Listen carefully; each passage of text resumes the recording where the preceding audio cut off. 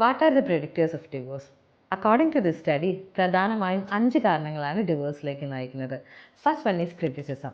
നമ്മുടെ പങ്കാളിയുടെ ഒരു പർട്ടിക്കുലർ പെരുമാറ്റം നമുക്ക് ഇഷ്ടമായില്ലെങ്കിൽ ആ ബിഹേവിയറിനെ പറ്റി മാത്രം പറയാണ്ട് an entire പേഴ്സണാലിറ്റീനെ നമ്മൾ കുറ്റം പറയുന്നു. രണ്ടാമത്തത് കണ്ടംപ്റ്റ്, അപമാനം. കോൺസ്റ്റൻ്റ് ആയിട്ടുള്ള തുറിച്ചുനോട്ടമായിരിക്കാം, കുറ്റപ്പെടുത്തലായിരിക്കാം, അല്ലെങ്കിൽ you are not fit for my partnership എന്നുള്ള രീതിയിൽ നമ്മൾ കണ്ടിന്യൂസ് ആയിട്ട് അപമാനിക്കുന്ന രീതിയിലേക്ക് മാറുന്നു. മൂന്നാമത് ഡിഫെൻസീവ്നെസ് ആണ്.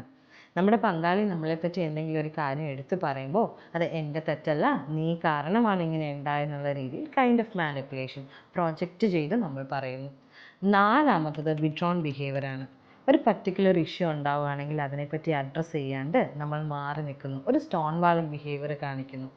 അഞ്ചാമത്തത് നിങ്ങളുടെ ലൈഫിലെ നെഗറ്റീവ് ഇൻസിഡൻസിൻ്റെ റേഷ്യോ ആണ് പോസിറ്റീവ് ഇൻസിഡൻസിനേക്കാളും കൂടുന്നത്.